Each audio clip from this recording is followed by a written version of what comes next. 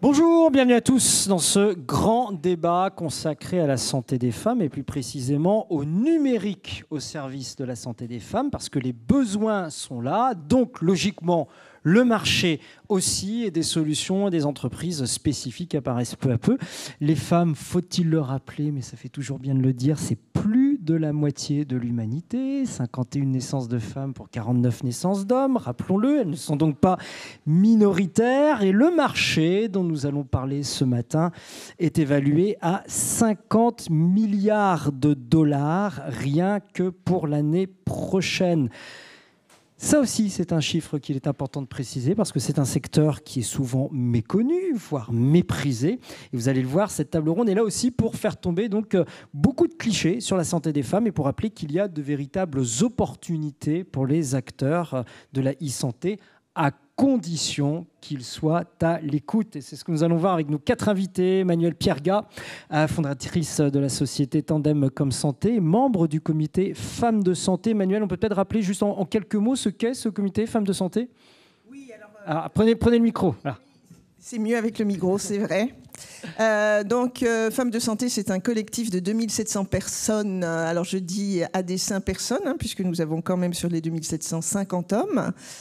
Et j'espère que ce chiffre va croître de plus en plus. Il a été créé en 2019 par sa présidente Alice de Maximi.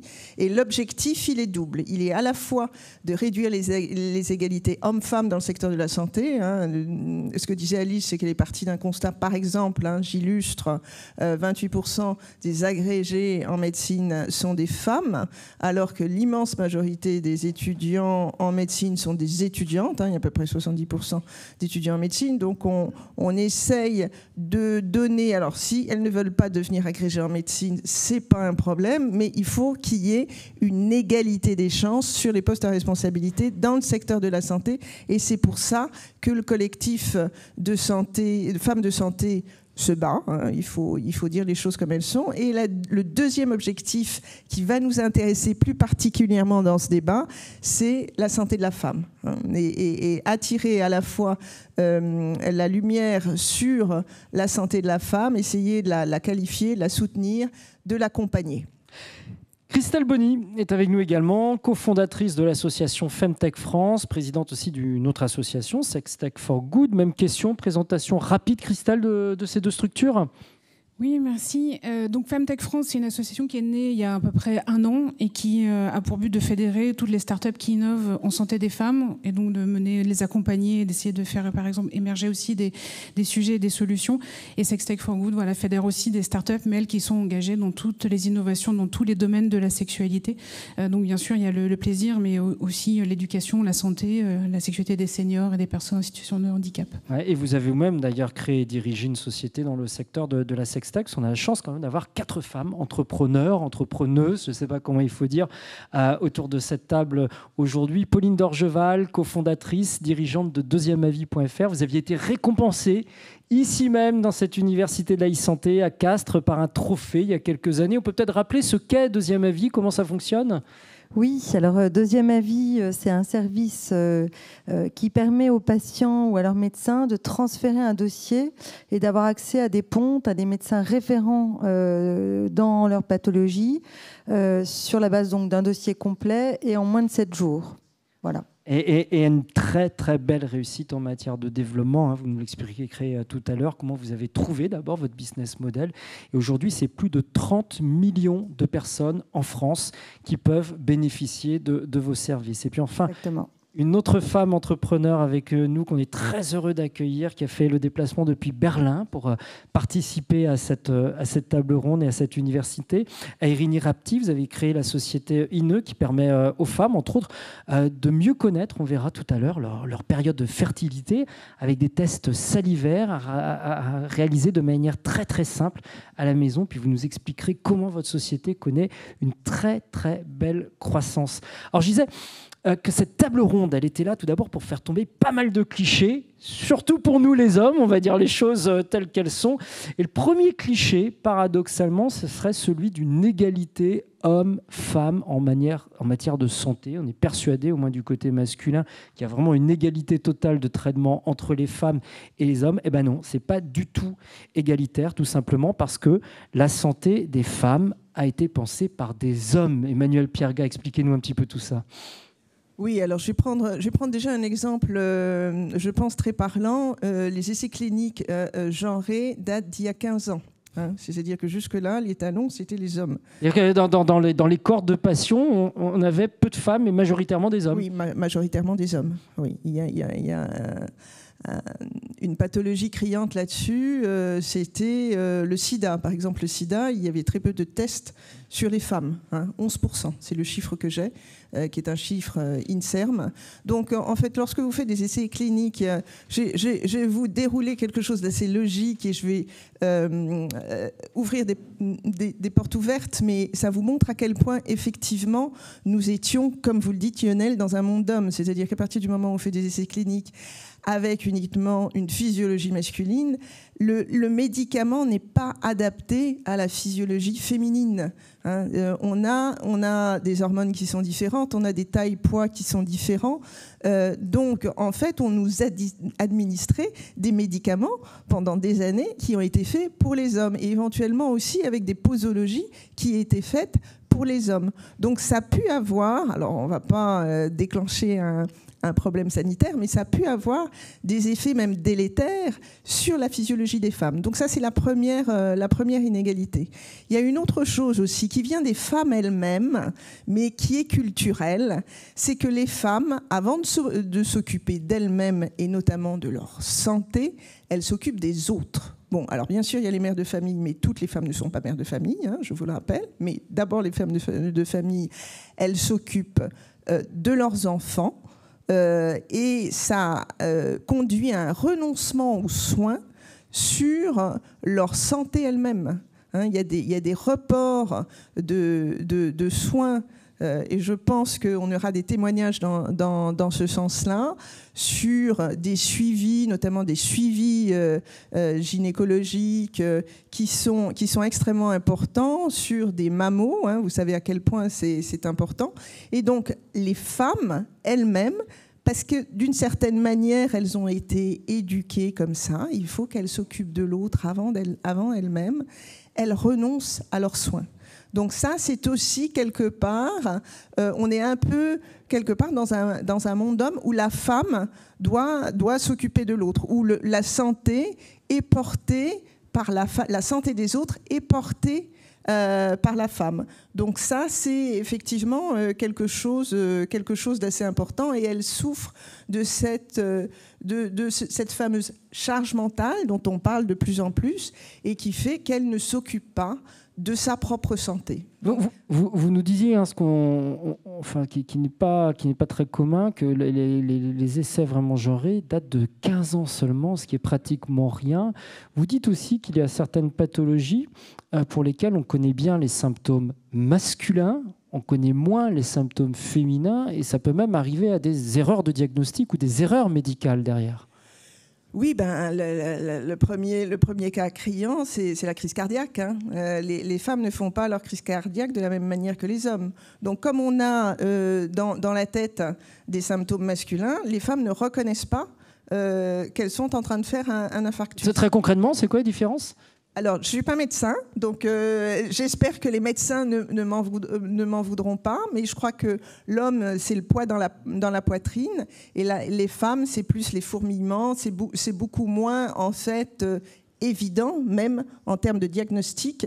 Ça peut être des étourdissements, des fourmillements, mais ce n'est pas le gros truc massif dans la poitrine où on sent qu'il y a un truc qui se passe. Et c'est d'autant plus dangereux que souvent ces symptômes féminins, me disiez-vous, ne sont pas directement enseignés en fait, dans la formation médicale des médecins, et même des médecins, y compris des médecins femmes, pourront ne pas voir qu'il y a une crise cardiaque, un infarctus en train de se dérouler. Oui, alors la grande pionnière dans ce domaine, c'est Claire Mounier, qui a été d'ailleurs d'ailleurs femme de santé, puisqu'on remet des prix chaque année. Elle a été reconnue dans ce domaine. Et effectivement, la médecine genrée n'a pas existé pendant des années et des années. Donc, les apprentis médecins n'ont pas été formés sur ces symptômes et sur les symptômes genrés, sur les mêmes pathologies. Donc, d'une certaine manière, on ne peut pas leur en vouloir, puisque la formation était faite comme ça. Pensée par des hommes, et faite d'ailleurs, il faut le dire aussi, essentiellement par des hommes en fac de médecine. Je parlais des 28% d'agrégés de médecine, ceux qui forment puisqu'ils ont une charge d'enseignement, ces agrégés de médecine. Et effectivement, voilà, ils s'occupent d'eux.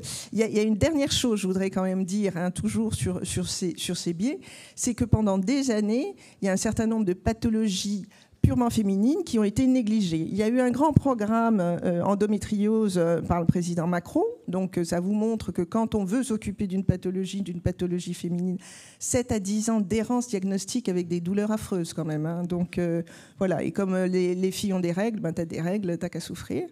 Donc voilà, donc on se retrouve effectivement avec plein de pathologies qui n'ont pas. Il y a non seulement les maladies qui sont les maladies que tout le monde a, et puis il y a les maladies qui n'arrivent qu'aux femmes, et là qui ont été vraiment négligées, que ce soit dans la recherche, que ce soit dans l'évolution du diagnostic, que ce soit dans la clinique. Et donc, on peut dire qu'effectivement, les femmes ont été négligées dans leur maladie pendant des années et des années. Illustration extrêmement concrète de tout ce que vous nous dites, Emmanuelle Piergat, depuis le début de cette session.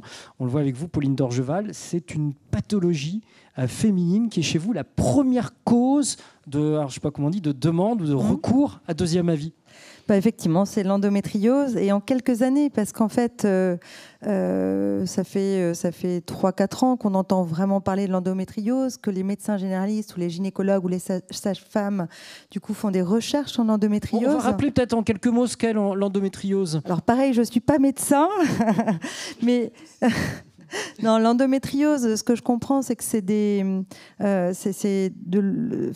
tissus en fait qui sortent de la cavité utérine, voilà, et qui viennent se placer un peu partout et qui subissent les mêmes altérations pendant les menstrualités, donc qui peuvent faire extrêmement mal, qui peuvent provoquer de l'infertilité.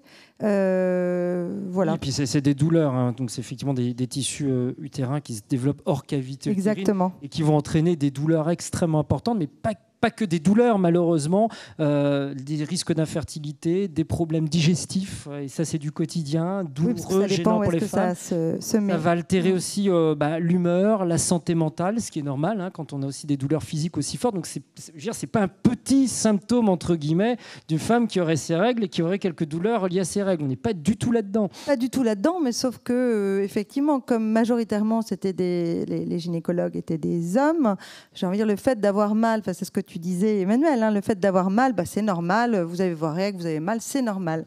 Et non, alors maintenant on réalise que c'est une vraie pathologie et que donc nous sur deuxième avis, c'est vrai qu'en quelques années ça a émergé sur 2 sujets. D'abord le diagnostic, parce que une échographie pelvienne ou une IRM pelvienne, si elle est interprétée par un radiologue qui ne connaît pas l'endométriose, il va conclure à une absence d'endométriose. Et donc effectivement la prise en charge derrière est compliquée puisqu'on est toujours en recherche de diagnostic. Donc nous, on a référencé une quinzaine de radiologues spécialisés en endométriose et on a sur cette partie-là 66% de divergence. C'est-à-dire que... Incroyable, 2/3 des avis sont différents du premier avis posé, quoi. En général, c'est-à-dire qu'il y a une absence de diagnostic par un radiologue qui ne connaît pas, et puis finalement une endométriose parfois profonde par un radiologue qui connaît. Donc c'est énorme. Et puis après, on est aussi sur on a aussi des gynécologues, référencés des gynécologues. Là, c'est plus sur des conseils sur la prise en charge. Et là aussi, on a une grosse divergence. Notamment, il y a beaucoup d'indications opératoires avec des complexités après et une qualité de vie qui peut être aussi altérée. Et alors qu'il y a beaucoup d'accompagnement de lutte contre de la douleur, en fait. Voilà. Vous imaginiez, lorsque vous avez lancé Deuxième Avis, que ce serait cette pathologie précisément qui viendrait aller dans le top, à la tête des deuxièmes avis demandés? Alors pas du tout. C'est vrai que les autres sources d'avis, c'est principalement l'orthopédie et la cancéro. Et je pense que l'endométriose, c'est lié à deux choses. On en parle beaucoup, mais surtout c'est des femmes jeunes, donc en fait qui sont très présentes sur les réseaux sociaux, qui se sont constituées en associations, et donc avec des associations qui sont très actives, et ce qui fait que le bouche à oreille est allé très vite. Et donc encore une fois, en 3 ans, on est connu des gynécologues, des sages-femmes et évidemment des patientes elles-mêmes qui elles-mêmes se refilent le bon tuyau en disant mais va faire interpréter ton IRM pelvienne sur Deuxième Avis. Autre pathologie qui fait l'objet, elle aussi, de nombreuses demandes chez Deuxième Avis, c'est le SOPK, donc le syndrome des ovaires polykystiques. Pareil, en quelques mots, si vous pouvez nous rappeler ce que c'est et pourquoi on vient vous chercher, vous? Alors pareil, c'est une maladie qui touche une femme sur 10 en âge de procréer. Donc pour moi, c'est la nouvelle pathologie dont on va beaucoup parler et qui a des répercussions sur l'infertilité. Et puis, comme c'est une maladie d'origine endocrinienne, parfois sur la pilosité des femmes et donc et sur, j'ai envie de dire, le poids. Donc des répercussions quand même très importantes sur la qualité de vie. Donc là, on a encore peu de demandes, mais on sait que ça va exploser parce que c'est pareil. Finalement, on en parle de plus en plus et on sait que c'est une pathologie qui touche beaucoup de femmes. Donc il y a une prise de conscience du corps médical et du coup des patients qui vont chercher à savoir s'ils sont atteints de cette pathologie. On ne va pas faire la liste de toutes les pathologies que vous traitez, bien sûr, chez Deuxième Avis. Mais non, je pense qu'on y reviendra parce que... Oui. Il y a les cancers, il y a la ménopause pour laquelle on vient aussi vous chercher, demander un deuxième avis, il y a tout ce qui est pathologie vulvaire, etc. Exactement, tout ce qui est fertilité, même si je dois dire que l'infertilité est aussi très souvent mise sur le dos de la femme, alors qu'en fait c'est un problème évidemment très partagé. Ça peut être lié à la femme, mais ça peut être lié aussi à l'homme. Donc effectivement, on est sur tout ce qui est pathologie féminine. Et ce que je veux simplement dire, c'est que 2 chiffres marquants, 70% des gens qui demandent des avis sur Deuxième Avis sont des femmes. 70%, donc là aussi on revient complètement sur ce que tu disais, Emmanuel. Vous l'analysez, attendez, sur ce chiffre, il est incroyable. 70% des personnes qui viennent chez Deuxième Avis sont des femmes. Est-ce que vous imaginiez, pareil, ce chiffre lorsque vous avez lancé Deuxième Avis, et comment vous l'analysez, ce chiffre? Alors, 2 choses. Il y a quand même un biais, c'est que comme on a une majorité de demandes d'endométriose, c'est des patientes. Donc, voilà, c'est un biais. Et puis après, l'autre chose, c'est la femme prend soin des autres. Et donc, elle fait des demandes pour elle, peut-être parce que ça prend moins de temps de demander un avis sur dossier, mais aussi pour sa famille. Voilà. Vous disiez 2 chiffres. Alors, le premier, c'est celui-ci. Voilà. 70% des demandes concernent des pathologies féminines, sont émises par des femmes. Et autre chiffre. Et voilà. Et sur les 700 pathologies finalement qui sont ouvertes sur Deuxième Avis, 40% concernent des pathologies féminines. Parce que là aussi, quel regard vous posez dessus? Parce qu'elles sont maltraitées, entre guillemets, par le système habituel de moins santé. connues, elles nécessitent en fait une expertise spécifique. Et donc, on est tout à fait le bon service pour permettre d'accéder à cette expertise spécifique. Ouais, et je rappelais aujourd'hui que s'il y a des pathologies spécifiques, c'est qu'il y a un marché aussi derrière qui existe, un marché qui est à conquérir. Plus une réalité qu'un marché, hein. L'un va avec l'autre, on va dire. L'un va avec l'autre. Deuxième Avis, depuis sa création, aujourd'hui, quels sont vos KPI, quels sont vos chiffres clés, justement, qui illustrent qu'il y a une demande qui existe, un avis et un marché derrière? Un avis, un marché. Ce que je peux vous dire, c'est que finalement, depuis le Covid, on fait x2 chaque année en termes d'usage et on considère qu'on est encore au démarrage du marché, justement, parce que, je ne sais pas, cette année, on va peut-être rendre 8000 avis. Enfin, nos 300 médecins référencés vont peut-être rendre 8000 avis, mais potentiellement, il y a 24 millions de consultations d'experts en France, et on considère que la moitié pourrait être faite sur dossier. Donc, vous voyez, on a encore de la marge et un beau marché devant nous. Et puis après, on est 25. Et puis, comme vous l'avez dit, on a surtout trouvé un modèle économique puisque on a la chance que le service soit pris en charge dans le cadre de contrats santé ou prévoyance.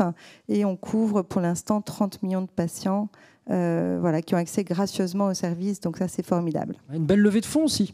Et on est à 4,5 millions de levée de fonds. Donc oui, belle levée de fonds, mais on en reparlera peut-être. C'est beaucoup moins que les levées de fonds masculines, hein, globalement. Donc, et ça, on va bien en reparler, vous inquiétez pas, on va bien en reparler tout à l'heure, parce que je sais que vous êtes toutes attentives à cette question. Autre femme d'entreprise avec nous ce matin, Irini Rapti, vous avez créé la société Inne en Allemagne, et comme souvent, quelque part, Pauline nous l'avait rappelé ici il y a quelques années, lorsqu'elle avait créé Deuxième Avis, c'est une histoire personnelle souvent qui porte la création de cette société. Est-ce que vous pouvez nous en dire quelques mots sur cette histoire qui vous a amené dans cette aventure? Happily. Sorry, I'm struggling a bit with the French. Pleasure to be here. I guess my journey into entrepreneurship was a direct result of the global healthcare system. I was a very obedient patient throughout my 20s. I was on the pill and on the coil and on the pads and whatever you name it, because I had to be a responsible woman and then go across my life. I actually spent 10 years working in healthcare and loved it. And in my early 30s, so I was 32, I ended up finding myself in a personal situation where I was single, therefore no longer a need for a permanent contraceptive method, if you like. And all of a sudden, I really realized that there is something happening in my body and therefore in my life very cyclically. And I know that for younger women, and I'm 40 today, so I know for younger women this seems like a given, but I would assume a lot of women in this room that have used contraceptives for over 10 years, the first moment you realize you actually have a cycle and it has a different effect from week to week, it's quite a revelation. And for me, what was really painful was to understand that, okay, I've discovered this, but then what is driving all of this and why I didn't know it before? Why did I have to be put on the pill? And I think the reality is, for the same reason we were excluded from clinical trials, right? Our hormones change on a daily basis and they're very hard to tame, very hard to understand, and therefore being on the pill is a very safe, easy to adhere to sort of action. But that was not enough for me, so I sort of said, okay, if I don't want to use hormones and I want a natural contraceptives, how can I not use what my grandmother used to use, which is a vaginal thermometer or a pen and paper? How can I use something that is equivalent to my Kindle experience, to automatic driving experience, to having the best smartphone in the world? And I became obsessive with hormones themselves. I think hormones are beautiful, and the fact that they are in our bodies every day makes us super special as females. And so that's how I started. And I think I would link into that to say I was not naive, right? I was 32, I was not 22 starting a company. And so I knew that the vision of, connecting with my hormones and understanding when I'm fertile and what do my, fluids mean was all nice, but I had to make a business case out of it. And preferably one that was going to make me and the world a lot of money because I was getting older. So I came into this journey very convinced that I had to look at both. Et c'est là que votre histoire et votre aventure. Would you do me the favor of saying it in English? Sorry, because it's for the translator. If I speak in English, they may mix the languages. Sorry. Je disais que c'est là que l'aventure est quand même que vous vivez est assez incroyable parce que vous allez attaquer de front l'aspect médical, scientifique de cette recherche sur les hormones et sur la manière dont vous vivez votre propre corps.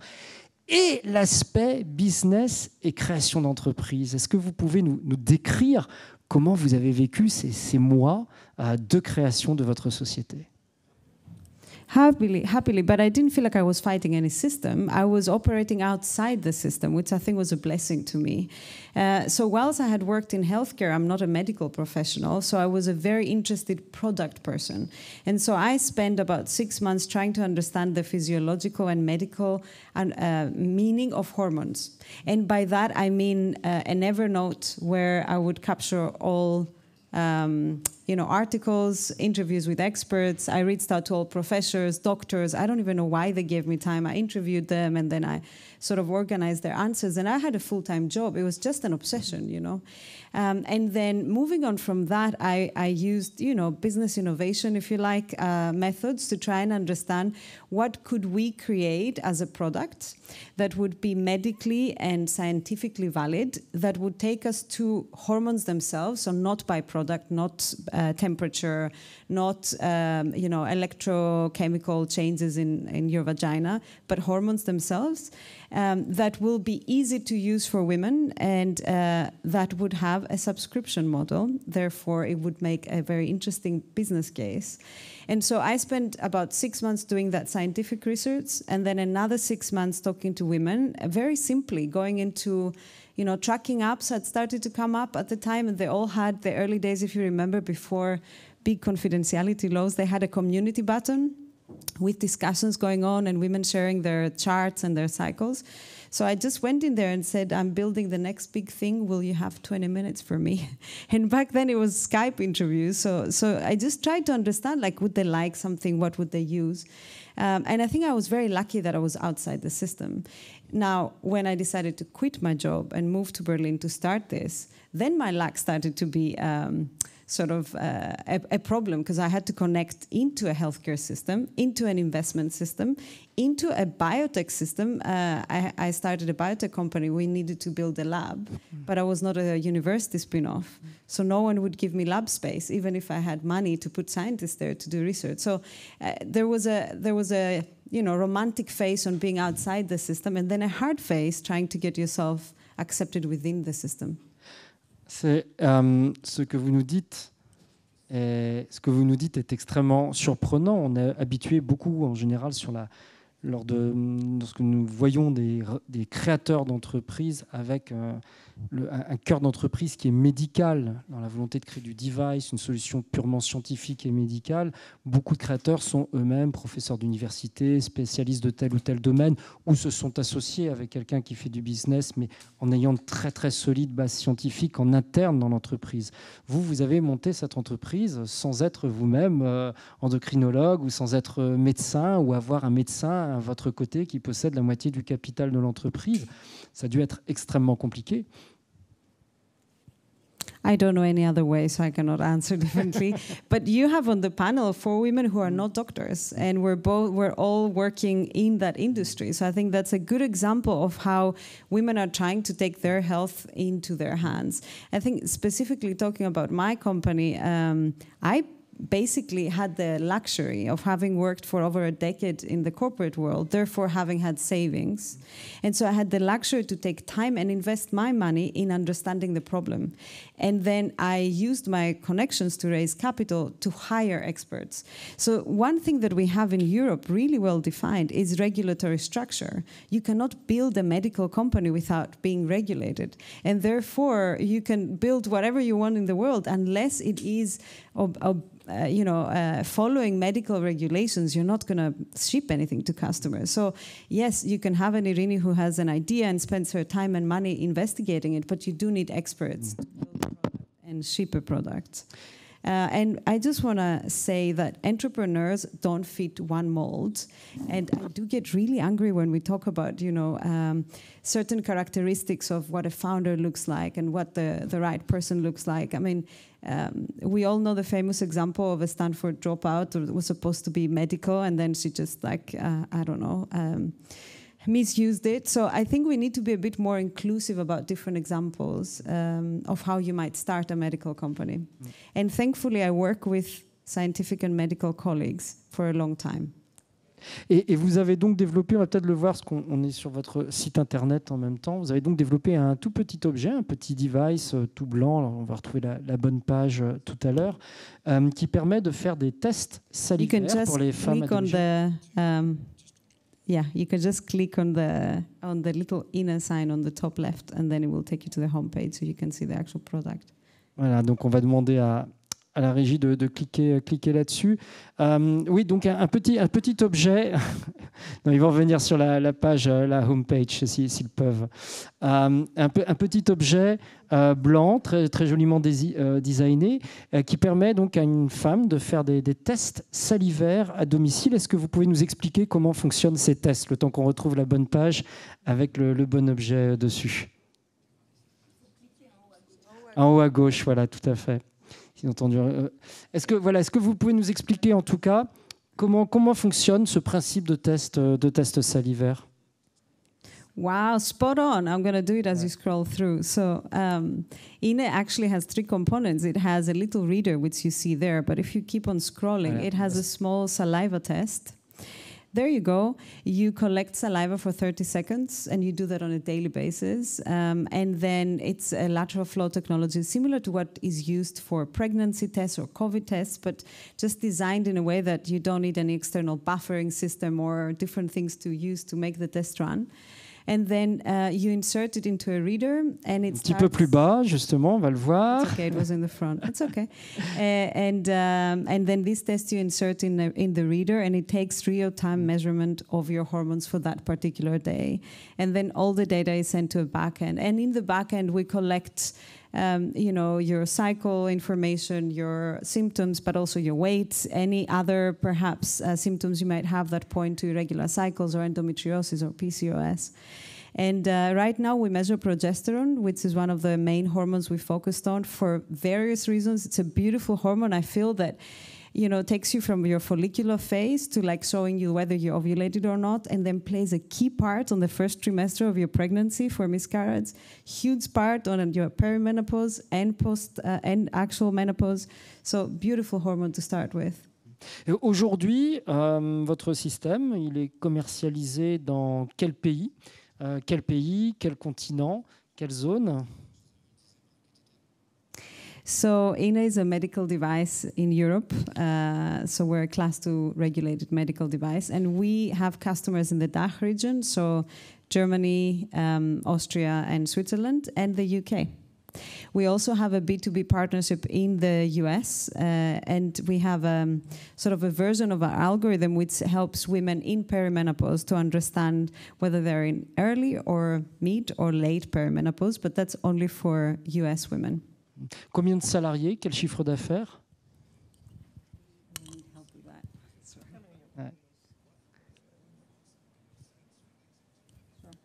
So we're at a 1 million ARR and we are 27 people.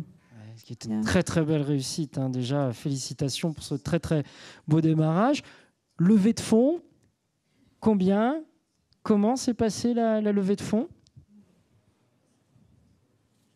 Apologies for this. Okay, don't worry.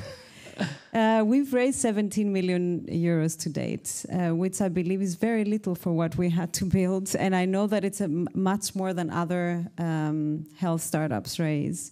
It's extremely little when you look at other examples in biotech or medical devices, and we've managed to put a product into market within 4 years of inception. So has it been easy? No. Has it been hard because I'm a woman? Yes, but I want to put it into context. I believe that any sort of minority, being gender, sexuality, skin color, is going to it's going to be hard to raise money. And it's going to be hard to raise money because the majority of decision makers are white, older men. So for sure, I think the added complexity I had was the fact that my product was very much around women. So I very often had to present it in a way that they would understand it or resonate it. What I saw so I've been raising now for 7 years, and what I saw across those 7 years is a lot younger females joining the investment workforce, which made it very easy for me to have first calls and second calls, and unfortunately get a block when they go up to partners level. I see an incredible amount of new funds raised by women, where women are the decision makers, and they're focusing not just on investing on women, but investing on diversity, which I think is critical. But I also had to learn a lot about patience myself, I'm known to be, or at least I used to be more impatient, and sort of like, I'm an operator, I need to build this, and you're the funder, how can you not give me money and give money to a fintech? I had to massage that. But I do see there is a part changing. I just hope that the decision makers that still run on the top level of funding, and I'm talking about funds that have more than 1.5 billion, for example, on their funds, not the smaller funds of like 20, 30 million. I really hope that those decision makers are going to allow women to take partner positions. And what I see is happening is a lot of younger women in the investment world put their bets on not female health because they need to have a success company for them to be promoted and then have decision-making power. It's just a vicious circle. Pauline d'Orgeval, vous parliez aussi tout à l'heure de votre levée de fonds. J'aimerais bien que vous remontissiez peut-être sur ce que vient de nous dire Erinne, qui est vraiment intéressant. Elle nous dit, oui, la levée de fonds est plus difficile pour une femme, mais pas parce que je suis une femme, mais parce que je suis dans une minorité, qu'elle soit sexuelle, de couleur ou autre, et qu'en face de moi, j'ai des interlocuteurs qui sont majoritairement des hommes, alors si on va dans la caricature, blancs de plus de 50 ans, et qui ne comprennent pas l'importance du problème que je suis en train de leur expliquer. Est-ce que ce serait aussi votre regard ?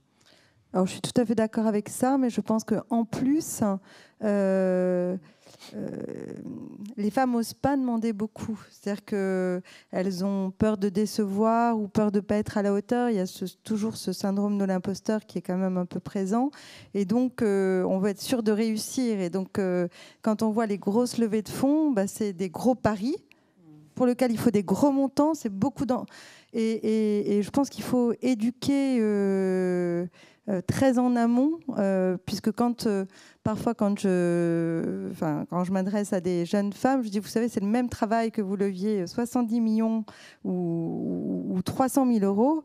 C'est un travail de dingue de lever. Ça veut dire que vous vous imposez un plafond de verre, en fait, finalement, naturellement. Probablement. Et je dis ça mais parce que c'est ce que je constate même dans les gens de ma promo. Donc c'est aussi à nous de nous bouger et de faire bouger les jeunes générations pour qu'il n'y ait plus ce plafond de verre en fait. Christelle Bonny, pour vous qui êtes chez Femtech France, c'est aussi le constat que vous partagez, ce constat qui est fait par Erinne comme Pauline. Alors, je partage beaucoup de choses. Je vais peut-être donner quelques chiffres. On a fait une cartographie, une mise à jour. Donc, la Femtech en France, c'est à peu près 115 startups qui sont répertoriées, 50 qui sont adhérentes chez Femtech France. Tout secteur confondu, hein. On n'est pas uniquement dans la santé. Hein. C'est l'innovation en santé des femmes, uniquement en santé des femmes. Alors après, les sujets sont très divers. Il y a effectivement du SOPK, de l'endométriose, il y a plein de sujets différents, de la reconstruction mammaire. Mais sur les levées de fonds, c'est extrêmement compliqué. Et il y a 40% des startups qui ont répondu, puisqu'on vient de sortir à l'occasion du Vivatech un baromètre Webstone sur les startups qui ont répondu, donc 70 à peu près. Le médian en fait, de la levée de fonds, c'est 1 million d'euros. Et 40% des startups ont levé de l'argent. Donc en fait, c'est très peu. On est clairement dans le cas d'une industrie où on subit la double peine d'être... les startups sont à 96% créées par des femmes. Et je cherchais le chiffre tout à l'heure, parce qu'on parlait des équipes de constitution. La plupart, quasiment 100% de ces startups sont créées par des femmes qui sont des patients expertes ou qui sont touchées par une maladie ou par un problème de santé dans leur vie. Et ces startups, à 47% seulement, ont dans leur board un professionnel de santé ou sont créées par quelqu'un qui vient du monde médical. Voilà. Parce que c'est des startups qui sont créées d'une expérience et d'un manque et d'un besoin pour lequel on ne trouve pas de solution. Et donc, au bout d'un moment, on se dit, puisqu'il n'y a pas la solution, je vais le faire moi-même. Voilà. Avec toutes les limites que ça a. Ne pas oublier non plus qu'intégrer un médecin dans un board, il faut avoir de l'argent pour le faire aussi, parfois. Et on rejoint cette problématique du cercle virtueux. Et je pense qu'il y a aussi un problème de culture. Donc oui, on nous entend encore sur certaines startups dire les retours qu'elles ont, c'est on ne transmettra pas votre dossier à notre board parce que à 80% ce sont des hommes de plus de 50 ans, donc ils ne voient pas pourquoi ils seraient intéressés par les douleurs vulvaires ou par des problèmes de règles. Donc on a ce problème-là de double peine d'être des femmes entrepreneurs sur des sujets encore qui ne sont pas suffisamment pris au sérieux, je pense. Ouais. Et justement, vous essayez aujourd'hui de lutter contre ces clichés et surtout d'encourager les femmes entrepreneurs. Qu'est-ce que vous faites très concrètement alors pour les femmes ? Alors la première chose qu'on avait faite, et qu'on fait toujours, il va y avoir une deuxième promotion, là c'est un bootcamp. L'idée c'est vraiment pendant un mois en fait, d'accompagner une promotion de start-upeuses, puisqu'il n'y a pas vraiment d'hommes, à acquérir un certain nombre de connaissances de base, puisqu'elles viennent d'une expérience personnelle, mais c'est compliqué de savoir comment fonctionne le système de soins, de santé, comment on fait pour travailler avec un grand groupe, avec une mutuelle, comment on construit un business, quel est le marché de la Femtech à niveau de l'international. On leur refait aussi des cours de base sur la santé des femmes, parce que peut-être que si je m'intéresse au SOPK, peut-être que ce que je développe peut concerner beaucoup plus de maladies chroniques gynécologiques. On les accompagne là-dessus de manière très concrète pour qu'à la fin, au bout d'un mois, elles puissent un peu booster leur projet. Après, on fait des états des lieux pour vous dire quels sont... Parce qu'à un moment donné, c'est bien de dire on ne s'occupe pas assez, mais il faut avoir des données. Donc, c'est aussi notre rôle de collecter et de faire des baromètres et d'avoir des datas, et puis d'avoir des espaces de visibilité comme on a fait avec Vivatech pour expliquer en fait tout l'enjeu d'innover dans ce secteur-là. Et les enjeux sont nombreux, y compris, on n'en parle pas forcément, mais dans la performance des entreprises. Et pour arriver à tout ça, on en parlait ce matin, le frein principal pour la e-santé, c'est le changement culturel. Et donc là, nous, on en a deux. On a deux freins vraiment d'un changement culturel, plus d'un changement, effectivement, je veux dire, patriarcal, on va dire, en fait, de société. Donc il est culturel encore augmenté, j'ai envie de dire. Et c'est vrai qu'on essaye de fois et d'aller aussi avec les pouvoirs publics et de mener des actions de lobbying et des actions de plaidoyer pour dire la santé des femmes ne doit plus être oubliée des investissements. Et là, post-Vivatech, on a dit la fête était très belle. Maintenant, moi, ce que j'attends, c'est concrètement qu'est-ce qu'on fait. Parce que aujourd'hui, je peux le dire, parce qu'elle a communiqué sur les réseaux, vous avez par exemple une application comme Vulvae pour les données vulvaires, qui est la seule application comme ça qui existe en Europe et peut-être dans le monde, mais en tout cas à l'échelle européenne, c'est sûr. Vous avez une porteuse de projet qui est une femme exceptionnelle, qui va même présenter des papiers sur les douleurs vulvaires dans des colloques scientifiques, alors qu'elle n'est pas médecin. Et aujourd'hui, Vulvae va fermer la porte, sans doute. On essaie de trouver des solutions. Peut-être il va y en avoir, j'espère. Mais aujourd'hui, ce travail-là, en fait, d'information sur les pathologies vulvaires, y compris auprès des médecins, auprès des femmes, le carnet de santé et le recueil de data, puisque aujourd'hui, encore, vous disiez des essais cliniques, mais il y a aussi beaucoup de pathologies qui ne sont pas traitées parce qu'on manque de données et de corps de données. Et tout ce travail-là, il a été fait par une petite start-up que tout le monde trouve formidable, mais que personne aide concrètement. Donc aujourd'hui, qu'est-ce qu'on fait ? J'adore cette phrase, tout le monde trouve ça formidable, mais personne ne va aider.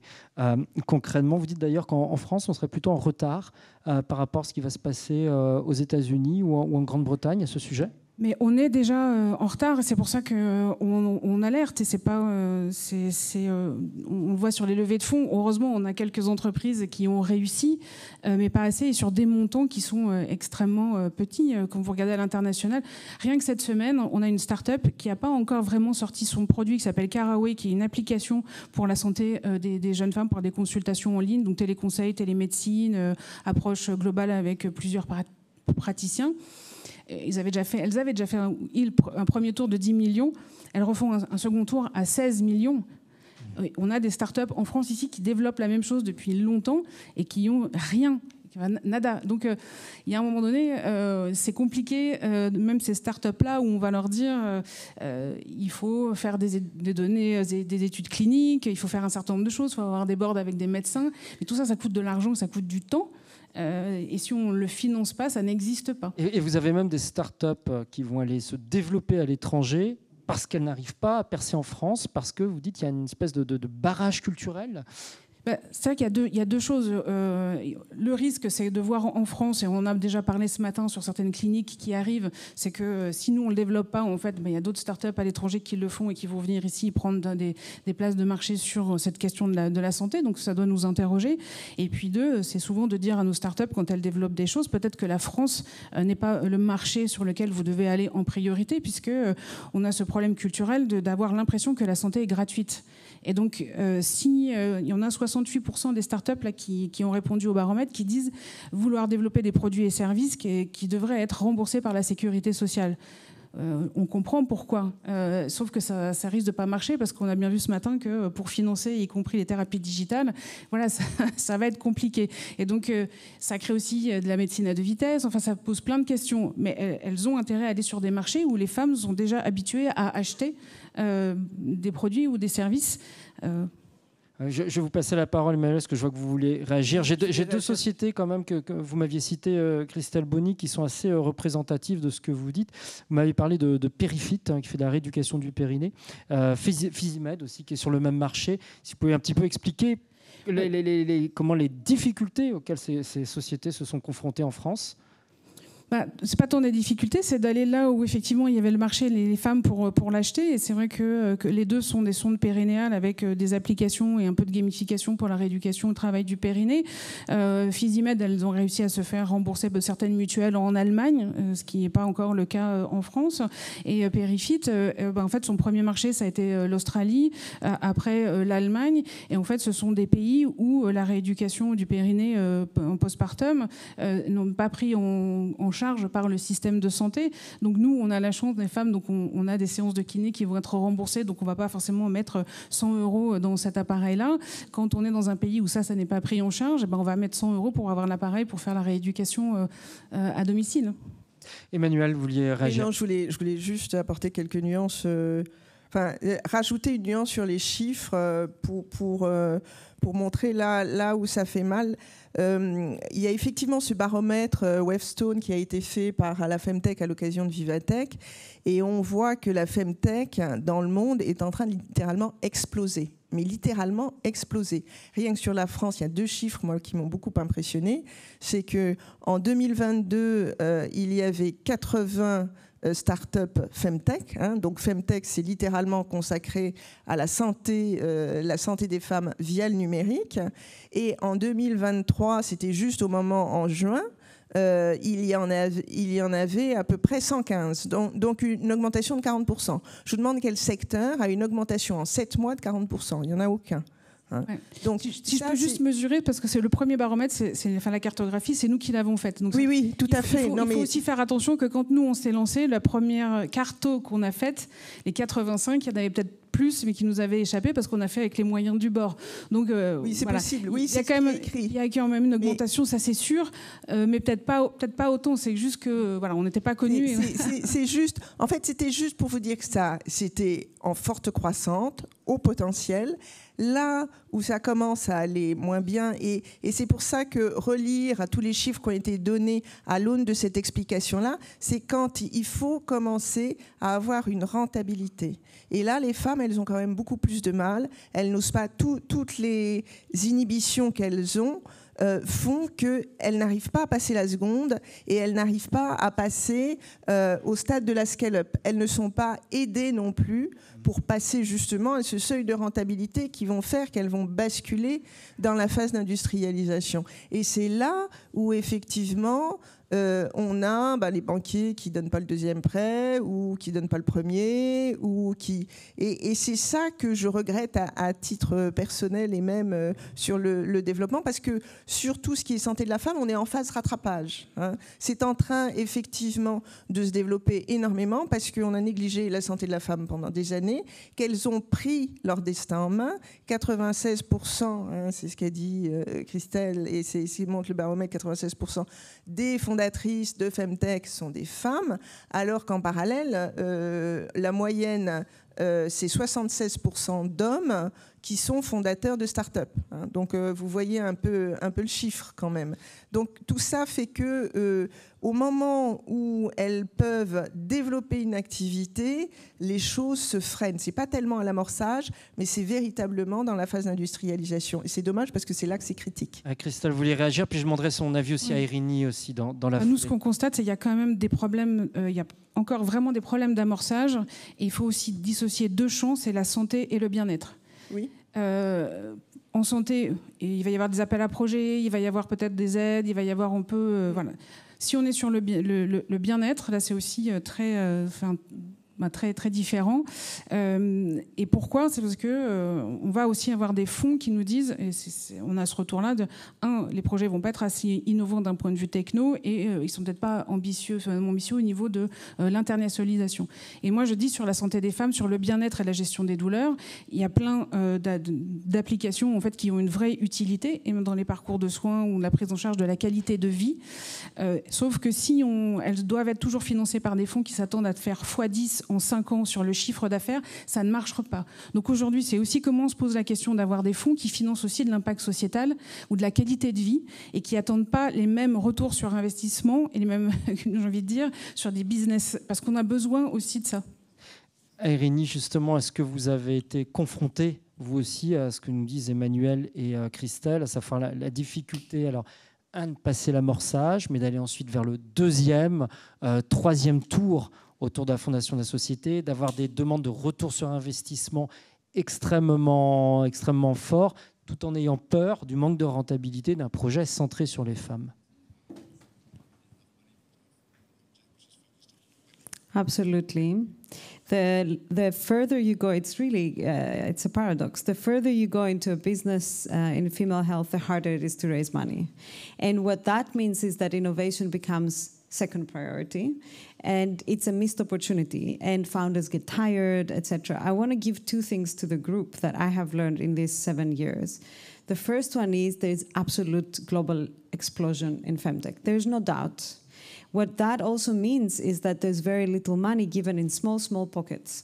And I have been saying from my second year in entrepreneurship, there has to be consolidation. And I believe the next 12 months, we will see the majority of female health startups either being bought out or died.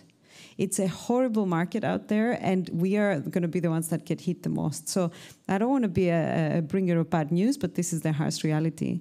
And the second thing I want to put over to the group is, if we forget a little bit that we are catering to half of the world's population or to a specific group, and we look at it as an industry, it's highly regulated, it is dependent on reimbursement in many countries, different healthcare systems from country to country. So an industry you could compare it to would be the automobile industry, right? Highly regulated, patient safety, different regulations from country to country, etc.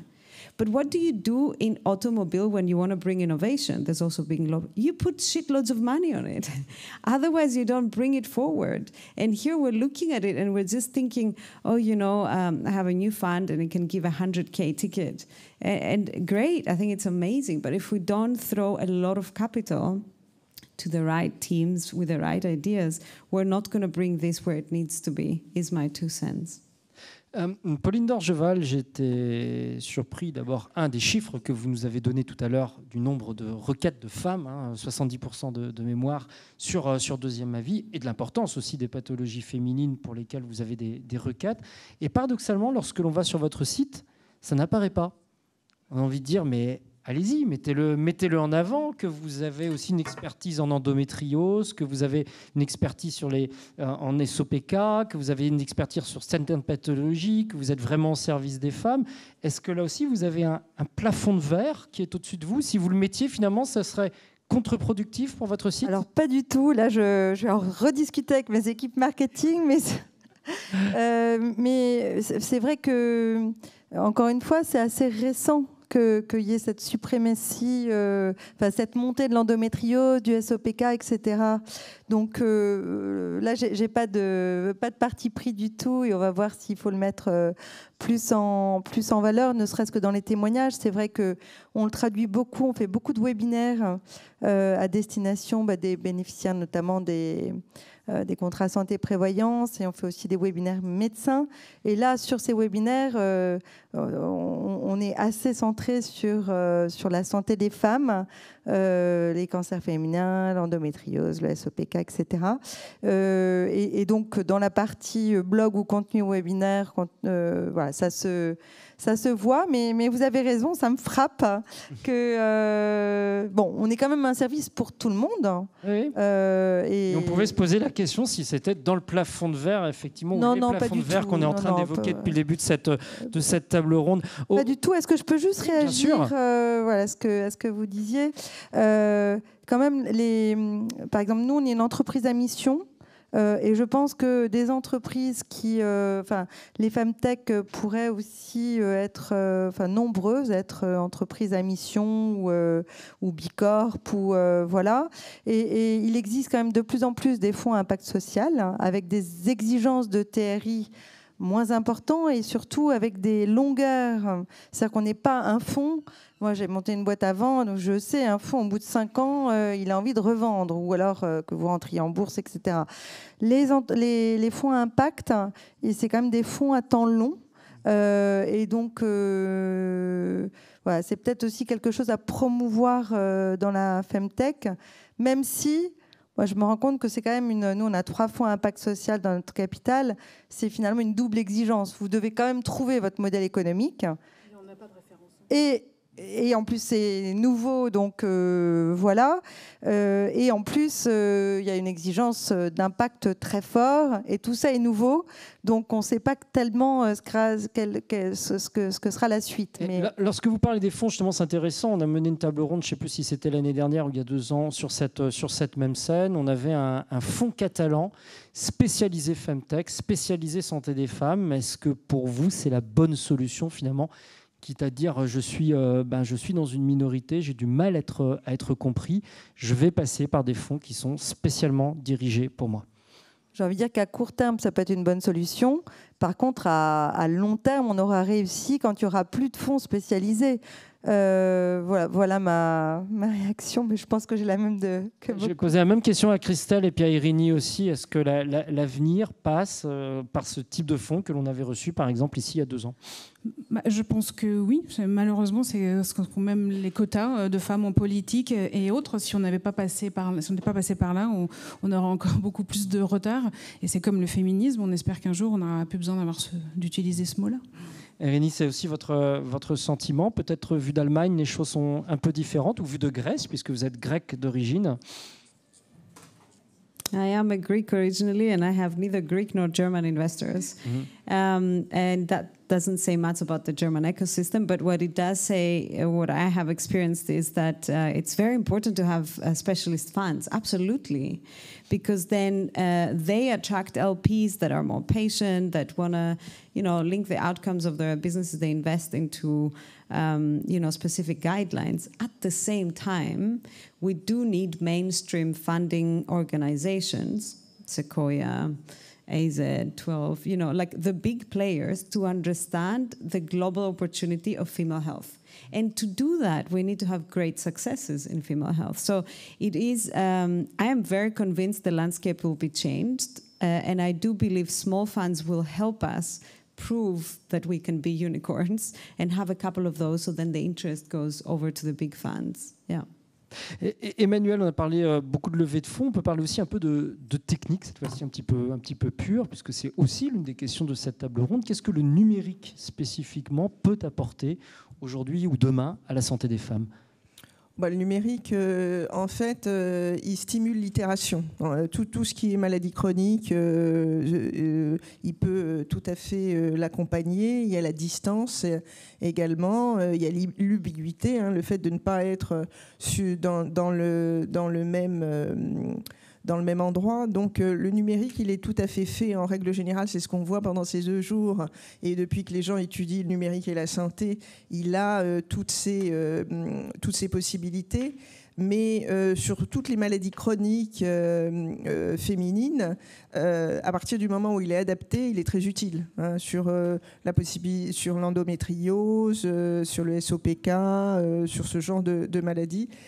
La maladie chronique, d'ailleurs, toujours dans la cartographie qui a été faite sur le baromètre Femtech, il y a dans la cartographie, dans les familles, il y a tout ce qui est maladie chronique et notamment maladie chronique féminine. Ouais. Donc ça permet effectivement, c'est complètement adapté en fait au suivi de la santé de la femme, justement par toutes ces caractéristiques. Et vous voyez aussi beaucoup de sociétés qui développent des solutions avec de l'IA aujourd'hui. Pour quel type de pathologie? Sur l'endométriose, il y a par exemple Matrix qui permet effectivement d'affiner le diagnostic d'endométriose sur l'imagerie.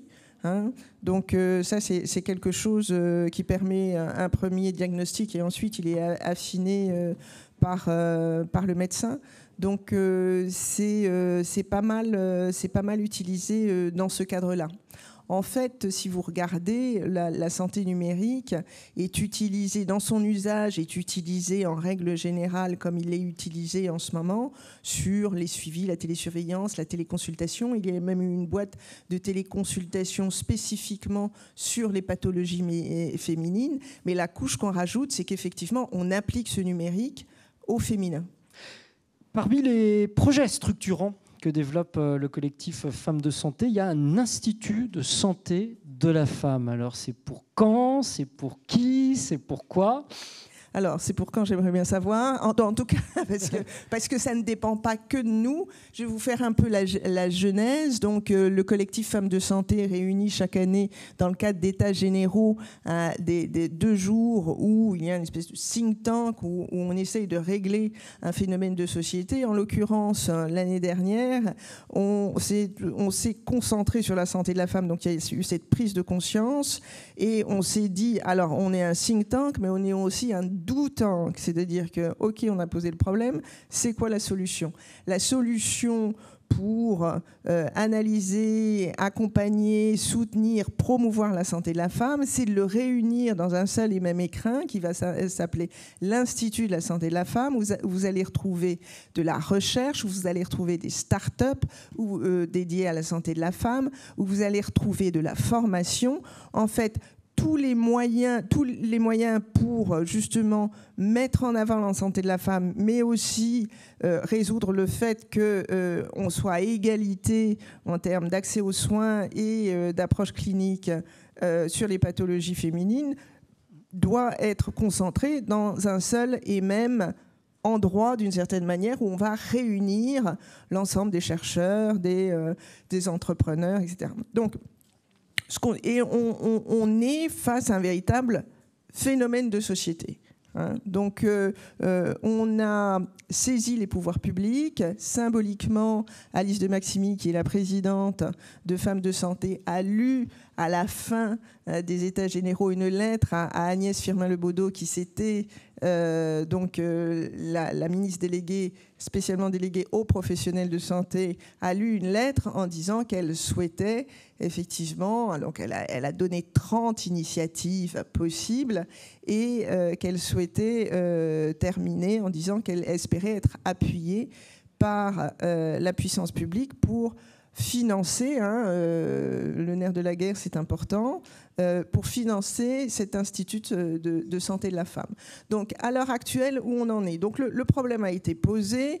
Tout le monde est d'accord sur le fait qu'il faut accélérer à la fois la prise de conscience, mais la prise en charge de la santé de la femme.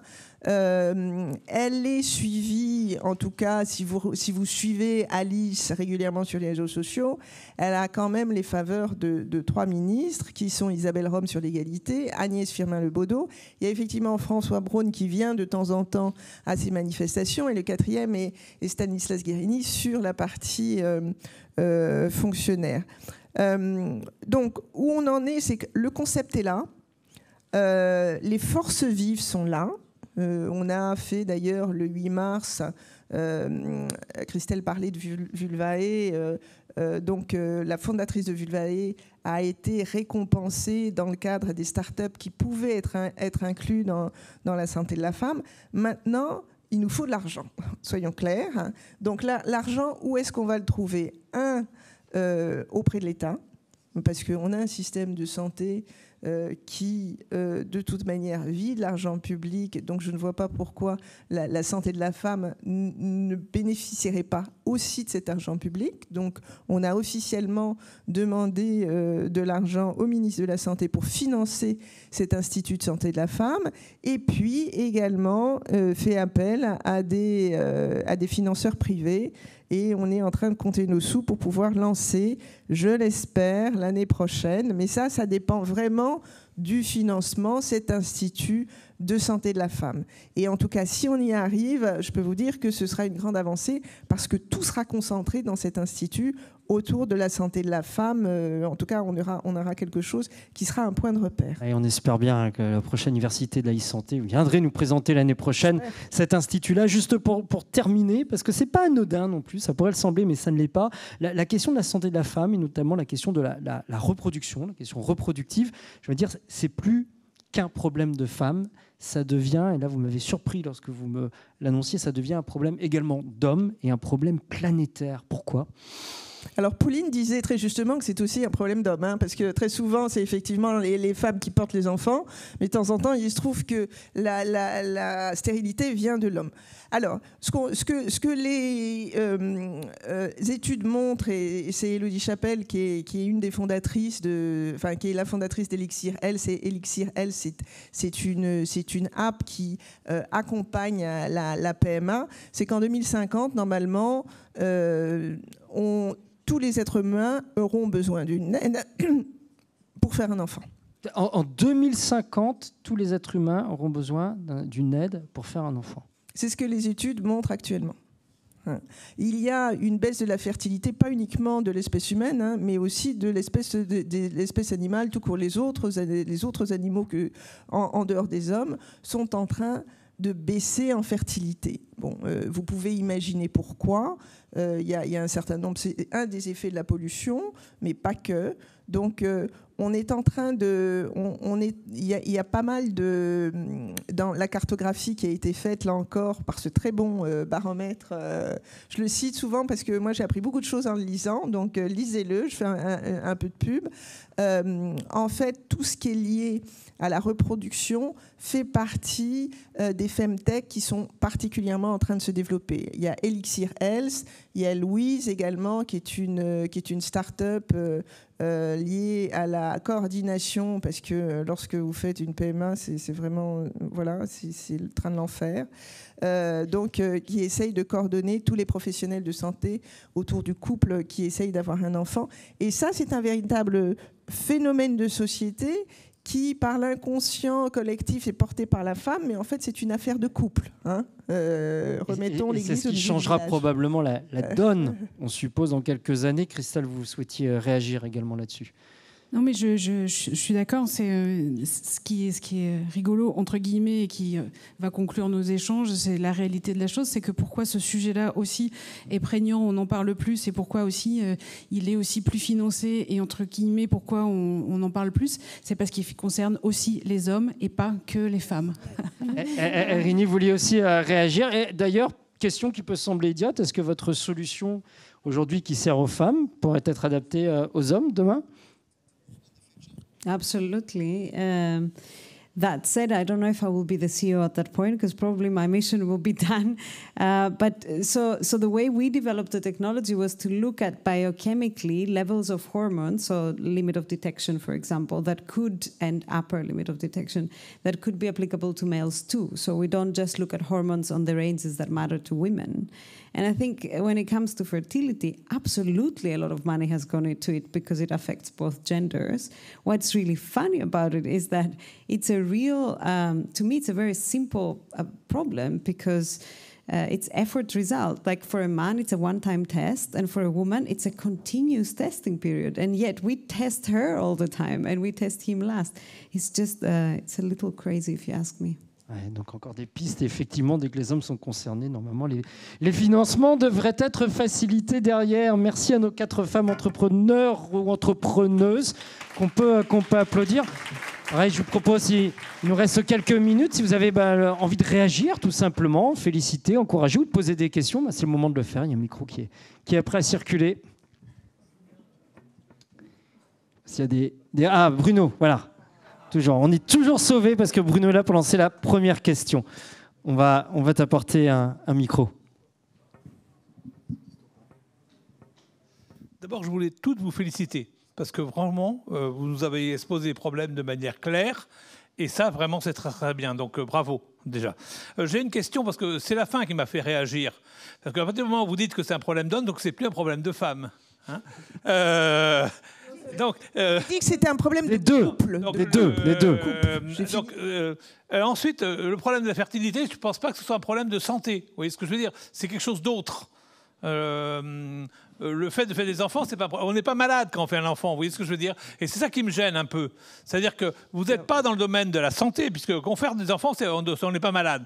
L'endométriose, oui, on est malade, mais faire des enfants, on n'est pas malade. J'espère, tout de moins, que faire des enfants, ça ne vous rend pas malade. Donc, c'est des sujets qui sont aujourd'hui des nouveaux thèmes qu'il va falloir travailler, non pas seulement entre hommes, pas seulement de femmes, mais seulement entre hommes et femmes. Parce que faire des enfants, ce n'est pas la maladie. Donc, c'est d'autres sujets. Vous voyez ce que je veux dire? Et ça, je vous invite à réfléchir à ça de manière psychologique. Je n'ai pas la réponse. Hein. Alors, Bruno qui met toujours les pieds dans le plat. Réfléchissez, je vois tout le monde qui réagit. Voilà. C'est une altération de la physiologie standard, la stérilité. Est-ce qu'on est d'accord avec ça, Bruno? Oui. C'est une altération de la physiologie standard. Donc, on peut dire que malade, c'est pas forcément avoir mal. Hein. C'est que vous n'avez pas tout ce qu'il faut par rapport à votre congénère être humain. Donc, à partir du moment où vous avez une altération de votre physiologie, de temps en temps, c'est des problèmes hormonaux, de temps en temps, effectivement, c'est des problèmes de vélocité spermatozoïde. Enfin, je ne vais pas rentrer dans tous les détails, mais oui, quelque part, vous êtes malade et traité comme un patient pour justement les gens qui veulent résoudre le problème de fertilité passent par un médecin et sont traités comme des patients. Donc je réponds de manière très droit dans les yeux, oui, et c'est pas mal, hein, mais être stérile est considéré comme une maladie. Alors vous voyez, je me suis battu moi pendant 10 ans, plus de 10 ans, auprès des sécos à l'époque, des centres de donneurs de sperme, pour que justement on ne parle pas de maladie, vous voyez ce que je veux dire? Parce que sinon on ne trouvait plus de donneurs de sperme. Néanmoins, on reste dans le domaine de la santé, en tout cas, ou du médical. Eline, vous vouliez réagir également. Yeah, sure. I wanted to just say that whilst I agree, I don't know the name of the gentleman, I agree that having children is a decision. But not being able to have children points to health conditions. And these can be mental health conditions, right? Ovulation not happening correctly can uncover so many other things. And so whilst I understand that having a child is a decision per se, not medical, the inability to have them is, in my humble opinion, the responsibility of the medical system to detect and support. Christelle, oui, je vous en prie. Non mais, et si on va par là, ça veut dire que la ménopause non plus, ce n'est pas une maladie, c'est une période naturelle de transition de la vie, et pourtant, elle a des impacts sur la santé et sur la vie des femmes, leur vie intime, et aussi leur carrière et leur vie professionnelle. Donc, pardon ? Et l'anthropose. Je n'oppose pas. Je n'oppose pas. Je dis que c'est un sujet qui n'est pas encore suffisamment adressé et que 40% quand même de la population des femmes actives, voilà, de 40 à 62 ans sont concernées et que c'est largement sous-estimé, et notamment l'impact.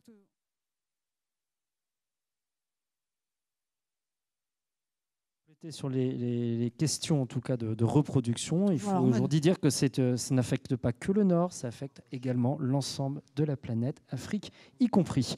D'autres questions, d'autres remarques dans la salle? Madame, on vous apporte un micro tout de suite. Merci. Bonjour à toutes. Donc moi, je voudrais revenir sur les levées de fonds. Je suis Charlotte Berthaud, je suis médecin et je suis entrepreneur. Et j'ai fondé la start-up Dépistez-vous. Je pense que quand on est une femme médecin, entrepreneur, C'est encore plus compliqué que si on était une femme ingénieure, par exemple, entrepreneur, parce que clairement, ça commence avant la levée de fonds, la difficulté, ça commence déjà quand on va chercher des subventions. Quand on va chercher des prêts d'honneur ou des prêts à la banque ou des prêts à la BPI, en fait, si on est solo founder, femme, médecin, on coche toutes les cases pour ne pas avoir ni la subvention ni le prêt. Et c'est vrai que dès ce niveau-là, pourtant qui est relativement simple et qui est le prérequis pour ensuite aller lever des fonds, on est en difficulté. Paradoxal ce que vous dites, madame, parce qu'en général, alors, on va dire dans ce cas pour un homme, médecin, entrepreneur, on va dire, il coche toutes les cases, il a la connaissance du cœur de business, il a la connaissance scientifique, donc il va réussir. Et vous nous dites que femme et médecin, ça serait différent. En tout cas, vous l'avez vécu, vous, de manière différente. Moi, c'était trouve-toi un associé et reviens nous voir. Oh, mais oui, ça c'est... Pardon, Christelle et Pauline. C'est un grand classique. Et d'ailleurs, si on regarde sur les levées de fonds qu'il y a eu, les grosses levées de fonds des startups qui sont dans le réseau Femtech France, c'est des startups qui ont été confondées ou fondées par des hommes. Voilà, les grosses levées de fonds concernent très peu de... Après, moi, je voudrais juste réagir. C'est qu'en France, on nous met dans des cases. Donc, vous êtes médecin, vous n'êtes pas entrepreneur. Voilà, et donc, c'est un peu ça. Et en plus, je suis en âge de procréer, donc ça fait peur. What do you think could change? What would you need for it to change? Mais justement, je me pose encore la question, puisque à chaque fois, on m'a asséné le « viens avec un associé ». C'est pas « trouve-toi de manière générale une associée », c'était « viens avec un associé avec une compétence complémentaire à la tienne », sous-entendu business. Donc, moi, j'ai pas trouvé la solution. Il y avait une main, je ne sais plus, monsieur voilà derrière qui se levait, qui voulait réagir. Oui, Arina, allez-y, le temps qu'on a pas. I just want to give you my experience. First of all, I'm really sorry you have to go through that. And my interpretation is what they're looking for is continuity and something they can see themselves in. So you can, I was told very recently, a few years ago, I am a very good product founder, I'm a visionary, but I lack business fundamentals. The fact that I have an MBA and I worked for 15 years in healthcare in management positions doesn't count. What this person wanted on the board was a male he could relate to. I played the game. I'm still playing the game. And I'm not proud of it. But I do feel that we're far away from the day where we cannot not play the game, unfortunately.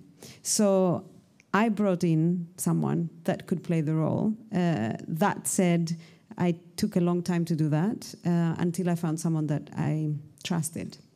And the amount of sexism I have heard since this person is taking a lot of investor calls with me is extraordinary.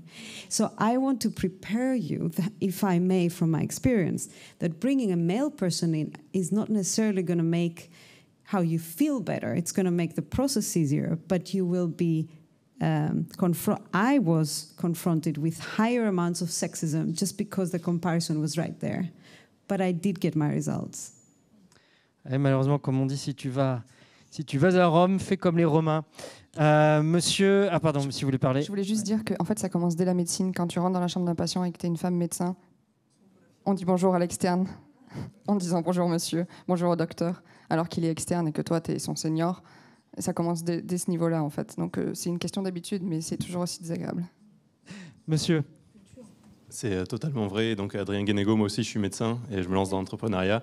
Et effectivement, on nous coche plus souvent c'est vraiment des cases. On est médecin et pas entrepreneur. Et ce qui s'entend, parce que clairement, moi tout seul, je suis pas. Faire une business school. Exactement. Et donc, on a besoin d'associés. Donc, c'est vrai que probablement, il y a le fait d'être une femme va impacter aussi. Mais c'est clair que le fait d'être médecin, on nous met dans la case. Ok, vous avez une bonne idée, vous avez les connaissances, etc. Mais évidemment, il faut un associé qui va faire le côté business, qui est logique aussi. Que ce soit un homme ou une femme, il faut compléter une équipe qui va aller vers de l'avant et qui va compléter la task. On va finir cette table ronde en disant finalement que les hommes aussi se reconnaissent tout de même dans l'entrepreneuriat médecin, dans les difficultés que vont subir les femmes médecins.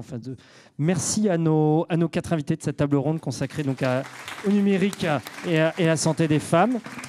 Et puis bonne continuation dans cette université.